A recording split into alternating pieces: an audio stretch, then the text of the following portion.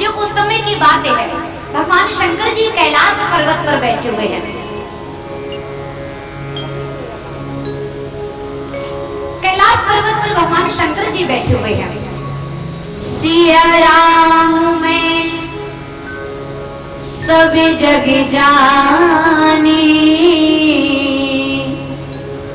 करहूं प्रणाम जोड़ जुग पानी।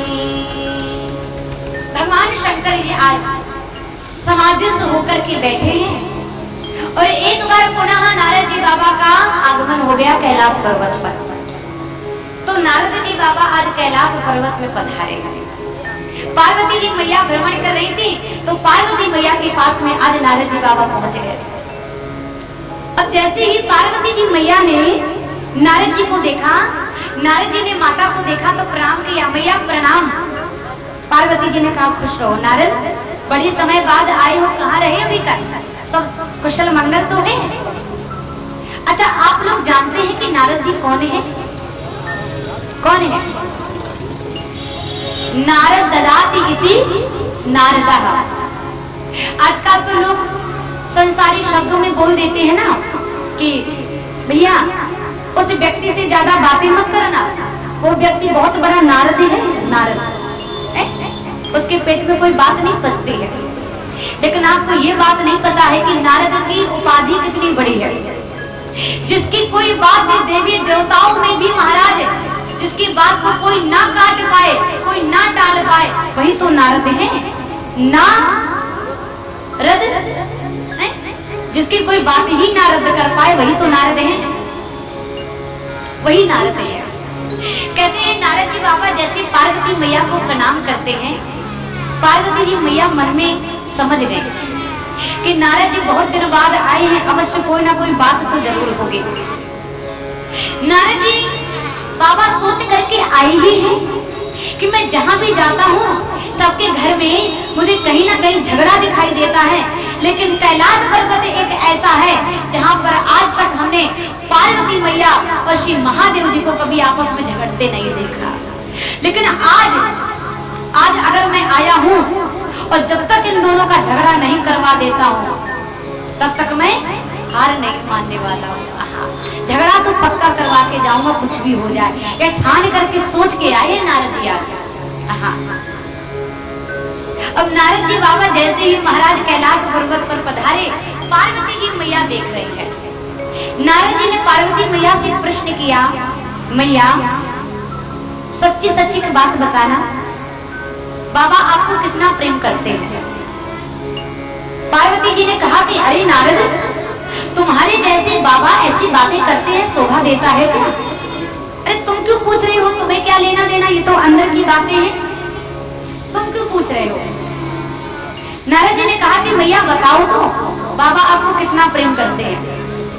पार्वती जी ने कहा कि जितना संसार में हर पति अपनी पत्नी से करता है उतना महादेव जी हमसे करते हैं।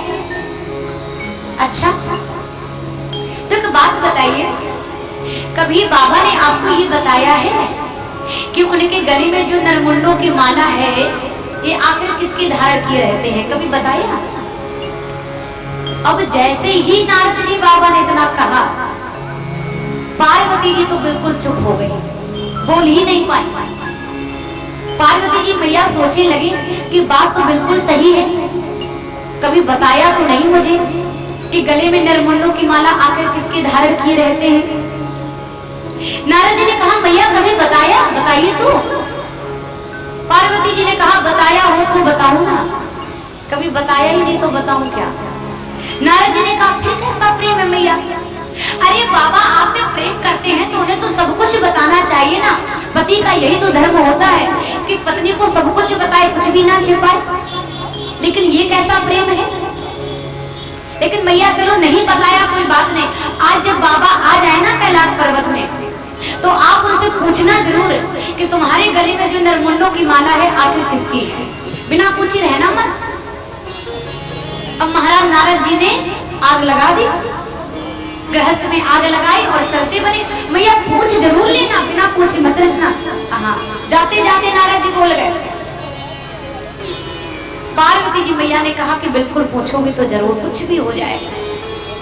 पार्वती जी मैया जाकर के तो भवन में बैठी रही। पहले के राजा महाराजा जब भवन बनवाते थे ना तो एक को भवन जरूर बनवा देते थे। परीक्षित जी, हाँ है? को भवन क्यों?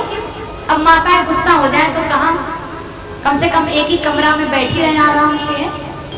तो जब माताएं गुस्सा हो जाती थी तो एक ही कमरा में बैठती थी, उसी को कहते थे कोप भवन, यानी कि गुस्से वाला कमरा, उसी में बैठी रहती थी।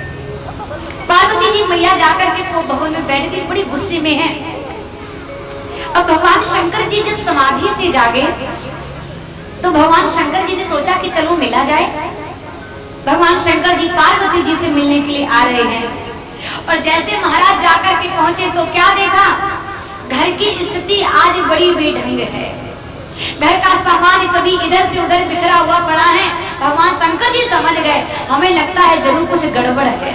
हाँ, यहाँ की तो सब स्थिति ही पार्वती जी के पास में जाकर के पहुंचे। कहा कि देवी क्या बात है? जाहि निकट बोले मृदुवानी, प्राण प्रिय कही हेतु रिसानी। जाहि निकट बोले मृदुवानी। अरे देवी क्या बात है? बड़ी क्रोधित लग रही हो, किसी ने कुछ कह दिया क्या? किसी से कोई झगड़ा हो गया क्या? क्या बातें हैं, बात बताओ। पार्वती जी ने कहा कि आप मुझसे बात ना करें, मैं आपसे बात नहीं करना चाहती। भगवान शंकर जी ने कहा कि क्यों, क्या बात हो गई? पार्वती जी ने पूछा कि आप एक बात बताइए, सच्ची सच्ची बताना, आप मुझे कितना प्रेम करते हो? बताइए, आप मुझे कितना प्रेम करते हैं? भगवान शंकर जी ने पूछा कि देवी ये भी कोई बताने वाली बात है क्या कि मैं तुम्हें कितना प्रेम करता हूँ? इसका भी कोई सबूत देना पड़ेगा क्या? पार्वती जी ने कहा बिल्कुल देना पड़ेगा, आप आज मुझे सच सच बता दो, आप मुझे कितना प्रेम करते हो? भगवान शंकर जी ने कहा देवी मैं तुम्हें बड़ा प्रेम करता हूँ। झूठ बोल रहे हैं आप? अपने गले में जो नरमुंडों की माला डाले हैं, आपके गले में जो ये नरमुंडों की माला है, ये बताओ ये आप किसके धारण किए हैं? बस इतना मैं जानना चाहती हूँ, ये बता दीजिए आप। अब भगवान शंकर जी से जैसे पूछा, भगवान शंकर जी को आ गई हंसी। भगवान शंकर जी ने कहा देवी इतनी छोटी बात, अरे तुमने कभी पूछा नहीं तो मैंने कभी बताया नहीं। ये नरमुंडों की माला किसी और की नहीं है। जितने जन्मों में तुम्हारा मरण हुआ है ना, ये उतने जन्मों की नरमुंड माला मैंने गले में धारण करके रखे हैं, माला बना करके धारण कर लिए। मैं तुम्हें इतना प्रेम करता हूँ कि मैं तुमसे कभी एक पल अलग रहना नहीं चाहता हूँ। मैं तुमसे कभी एक पल अलग नहीं रह सकता हूँ, मैं इतना प्रेम करता हूँ। और धन्य है भगवान शंकर जी का प्रेम। जैसे माता पार्वती जी ने सुना, माता पार्वती जी को बड़ी प्रसन्नता हुई। नारद तो ऐसा कहता था, लेकिन बात तो इसमें कुछ और ही निकली। पार्वती जी ने पूछा स्वामी मैं इतने जन्मों में मरी, एक बात समझ में नहीं आ रही है, और आप अभी एक भी जन्म में नहीं मरे। अरे मैं इतने जन्मों में मरी, आप एक भी जन्म में नहीं मरे। अरे कम से कम एक ना एक में तो आप समझ जाते। भगवान शंकर जी ने कहा देवी मैं मर नहीं सकता। कहा क्यों? कहा कि मैं तो अमर हूं ना। किस लिए आप अमर हैं? कहा कि मैंने अमर कथा का रसास्वादन किया है, मैंने अमर कथा को पान किया है। पार्वती जी हाथ जोड़ करके बोली स्वामी जो आपने अमृत का पान किया है, जो अमर कथा का आपने रसास्वादन किया है, कृपया करके वही अमर कथा आप मुझे भी रसास्वादन करा दीजिए, वही अमर कथा आप मुझे भी पान करा दीजिए। मैं भी कभी मरना नहीं चाहती हूँ। भगवान शंकर जी ने सुना। भगवान शंकर जी माता पार्वती जी को लेकर के अमरनाथ की गुफा में जाकर के पहुंचे और कहते भगवान शंकर जी ने 3 बार डमरू को जोर से बजाया। जितने भी जीव जंतु जानवर पशु पक्षी जितने भी थे सबके सब उड़ करके चले गए, लेकिन एक डाल पर एक सुखी बैठी हुई थी, गर्भवती थी। भगवान शंकर जी ने डमरू बजाया तो गर्भाशय से वह अंडा निकल आया। अंडा आज प्रकट हुआ है, अंडा निकला। दूसरी बार डमरू बजाया तो उस अंडे से जीव प्रकट हो गया। तीसरी बार जब डमरू बजाया तो उसी बालक के अंदर ज्ञान शक्ति का संचार हो गया। अब सब तो छोड़ करके चली गए, पर वह सुकी का जो पुत्र था ना तोता, वह वहीं पर बैठा रहा। भगवान शंकर जी ने पार्वती जी से कहा कि देवी, मैं तुम्हें एक शर्त पर कथा सुनाऊंगा, मैं तुम्हें सुनाता रहूंगा और तुम हुंकारा भरती रहना। अगर तुमने हुंकारा भरना बंद कर दिया तो मैं समझ जाऊंगा कि तुमने कथा को नहीं सुना है। भगवान शंकर जी माता पार्वती जी को आज बिठाते हैं बगल में और कथा को कहना प्रारंभ कर दिया। प्रथम स्कंद से कथा को लिया, 10वें स्कंद तक बड़े भाव से भगवान शंकर जी ने कथा को कहा। माता पार्वती जी ने 10वें स्कंद में भगवान के जन्म महोत्सव में खूब आनंद लिया है, खूब जन्म उत्सव का आनंद लिया। और जैसे भगवान शंकर जी आगे बढ़े तो कहते माता पार्वती जी को निद्रा आ गई। आधी कथा सुनी है। और जैसे पार्वती जी को नींद आई तो डाल पर बैठा हुआ था तोता हुंकारी भरने लगा। सोचा कि अगर आज आधी कथा तो सुन ही ली है, अगर आधी कथा बीच में ही महादेव जी ने बंद कर दी तो अर्थ से अनर्थ हो जाएगा। तो तोता आज हुंकारा भरना प्रारंभ कर देता है। भगवान शंकर जी ने आज कथा को कहना प्रारंभ कर दिया, पूर्ण रूप से विश्राम दिया और कहते हैं जैसे ही माता पार्वती जी को आवाज लगाई, देवी ये हमारी मंगलमयी अमर कथा है। पार्वती जी की आंखें खुली। पार्वती जी ने कहा कि स्वामी, आप जब कथा सुना रहे थे तो बीच में मुझे नींद आ गई। मैंने आधी कथा तो सुन ली लेकिन आधी में आपकी कथा नहीं सुन पाई, मुझे नींद आ गई, मैं क्या करूं।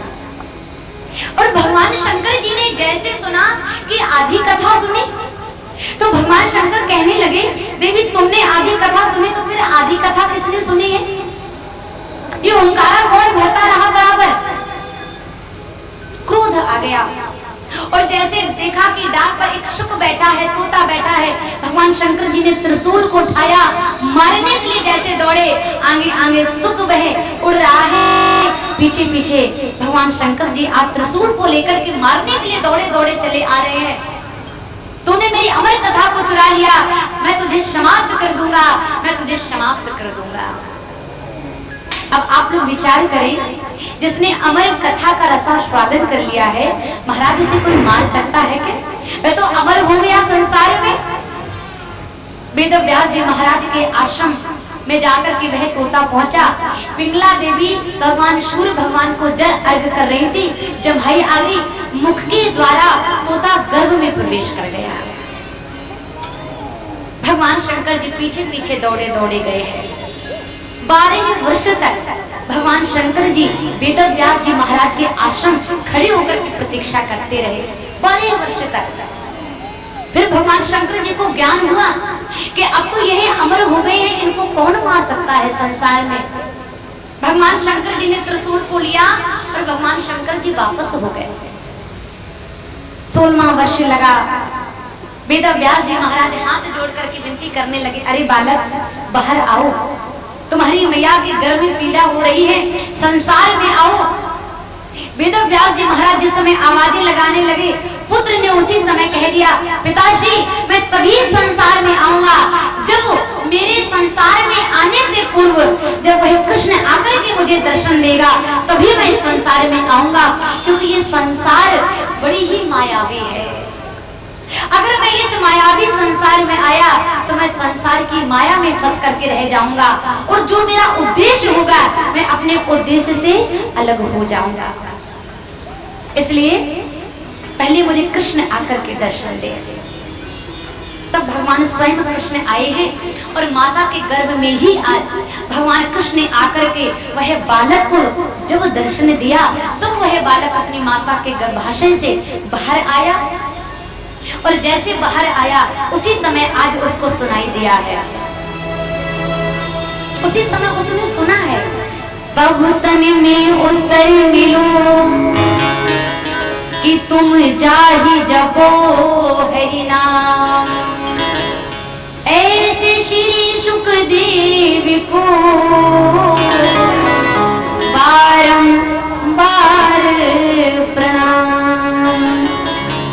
तब तन में उत्तर मिलो तुम जाहि जपो हरि नाम। ऐसे श्री सुखदेव को बारंबार प्रणाम। सुखदेव जी महाराज आज निकले। सुति जनमति ही जग निरख नरा लपेटे अंग। और जैसे संसार में आए सुखदेव जी छोड़ चले घर बार सब, लगे व्यास जी संग। लोक के वैदिक कर्म का अनुष्ठान नहीं, वही समय नहीं आ पाया। नारी को लिया, नारी को लेकर के श्री सुखदेव जी महाराज घर का त्याग कर देते हैं और ब्रह्म की उपासना करने के लिए आज निकल पड़े हैं, चले जा रहे हैं। और कथा तो भागवत में ऐसी है कि जिस समय सुखदेव जी 16 वर्ष के सुखदेव जी जिस समय जा रहे थे तो बीच में एक सरोवर मिला है। कुछ स्त्रियां निर्वस्त्र अवस्था में स्नान कर रही थी। उन स्त्रियों ने जैसे ही वही जवान सुखदेव जी को देखा तो अपने अपने तन को नहीं ढका, लेकिन जैसे ही कुछ समय बाद श्री वेदव्यास जी महाराज को देखा है, वृद्ध वेदव्यास जी महाराज दिखाई दिए, तुरंत उन स्त्रियों ने अपने अपने वस्त्र को धारण कर लिया। वेदव्यास जी महाराज ने देखा तो श्री वेदव्यास जी महाराज को उसी समय आश्चर्य हो गया। वेदव्यास जी महाराज ने पूछा, अरे देवियों, अभी मैंने देखा कि मुझसे पहले मेरा जवान पुत्र यहाँ से निकल गया, 16 वर्ष का पुत्र यहाँ से निकला, तुम लोगों ने अपने अपने वस्त्रों को धारण नहीं किया, और मैं वृद्ध, मैं बूढ़ा, मुझे तो दिखाई भी नहीं देता ठीक से। मैं जब यहाँ से निकला तो तुमने अपने अपने वस्त्रों को धारण कर लिया, इसका उद्देश्य क्या है, इसका कारण क्या है? उन स्त्रियों ने देखिए कितना सुंदर उत्तर दिया है। उन स्त्रियों ने कहा कि अरे वेदव्यास जी, अभी जो आपसे पहले जो आपका पुत्र निकला है ना, वह तो इतना बड़ा ब्रह्म ज्ञानी है, इतना बड़ा उपासक है, उसकी दृष्टि इतनी पवित्र है कि उसकी दृष्टि में कोई स्त्री पुरुष का भेदभाव नहीं है। उसकी दृष्टि तो पवित्र है, उसे तो पता ही नहीं कौन पुरुष है कौन स्त्री है, और आप की दृष्टि में तो अभी भी पुरुष और स्त्री का भेदभाव बना हुआ है। इसलिए आपको देख करके हमने अपने अपने वस्त्रों को धारण कर लिया।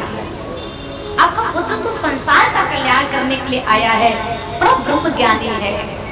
ऐसे श्री सुखदेव को बारंबार प्रणाम। बोलिए सुखदेव जी भगवान की, कि हरि की कथा सुनाने वाले